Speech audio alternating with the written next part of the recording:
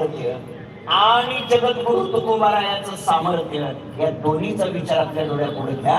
काय आहे भगवंताचं सामर्थ्य? भगवान कृष्ण कन्हैयाने गोकुळामध्ये धार काढली.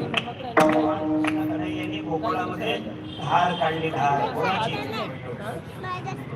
बैलाची. इकडून असं राईट साईडला इथून इकडून जागा इकडून जाणं हे फोटो कशी धार देऊ शकते का? धार काढणारा जर बैल असेल तर बैल कशी काय धार देऊ? जा जा जा. अहो इथं धार काढणारा जगाचा मालक आहे. जगाचा मालक परमात्मा जर धार काढणारा असेल तर बैलाला धार द्यायला काय अडचण? बैल धार देतच नसतो. 100% खरं आहे. आम्ही तुमच्याच बाजूने बोलतो, त्यात काय वादच नाही. बैल धार देतच नसतो. फक्त धार काढणारा कोण आहे याच्यावर सगळी गणित पुढच्या अवलंबून असतात. लक्षात ठेवा.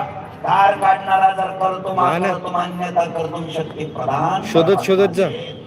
खडी मोडी हेळा मात्रे पाप पुण्य संचिता अशी शक्ती असणारा परमात्मा जर धार काढणारा असेल, भगवान परमात्म्याची ताकद थोडी इथं वेगळ्या मुद्द्यानं मी आपल्या पुढे सांगतो. देवाचं सामर्थ्य, देवाची काय ताकद आहे. माझी विनंती आहे तुम्हाला, खरं म्हणजे आपण देवाच्या नादी लागू नका. देवाच्या नादी लागू नका या शब्दाचा अर्थ देवदेव करू नका असं नाही.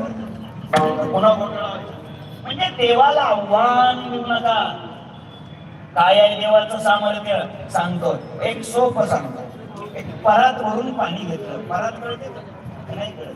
कणिक पिळण्याची परात भरून पाणी घेतलं आणि त्याच्यामध्ये जर एवढा मातीचा ढेकूळ टाकला तर 1 तासाने काय होतो? तो परात भर पाणी घेतलं आणि त्याच्यात एवढा ढेकूळ ठेवला तर 1 तासाने काय होतो? विरघळतो. विरघळेल का? नाही विरघळणार. का विरघळणार नाही? ढेकूळ मोठा आहे, पाणी कमी आहे. एवढा ढेकूळ काय विरघळला? ढेकूळ बारीक आहे, पाणी जास्त आहे. म्हणजे सरळ सरळ सिद्ध झालं, पाणी जास्त असलं आणि ढेकूळ कमी असला, बारीक असला की विरघळतो, नष्ट होतो. बरोबर आहे? तर आता थोडं लक्ष द्या. संपूर्ण विश्वात पाणी किती टक्के आहे? 71%. आणि जमीन किती टक्के आहे? आता म्हणा की 29 राहिले. जमीन किती टक्के आहे? 29. बरोबर? लक्ष द्या चांगलं. आपला निर्णय काय झाला होता? पाणी जास्त असलं, ढेकूळ बारीक असला की विरघळतो. आता इथं पाणी किती टक्के आहे? 71. जमीन किती टक्के आहे? 29. मग 71% पाण्यात 29% असलेली जमीन, पृथ्वी, माती रूपी ढेकूळ आतापर्यंत का विरघळला नाही? तुम्ही डोक्याला ताण करून घेऊ नका. याची उत्तर तुमच्या शाळेतल्या पुस्तकात नाहीत. याची उत्तर ज्ञानेश्वरीत आहेत. याचं उत्तर ज्ञानेश्वरीच्या 15व्या अध्यायात आहे. ज्ञानोबाराय सांगतात, भगवान बोलतात, हा ढेकूळ केव्हाच विरघळला असता.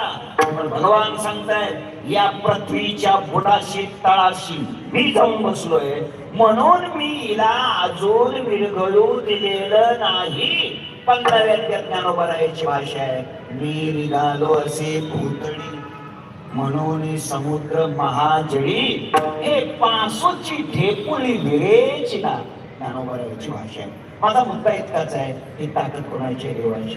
देवानं जर पृथ्वीला विरघळू दिलं असतं तर आपल्या नावावर काय राहिलं असतं? सातबाऱ्यावर काय लिहिलं असतं?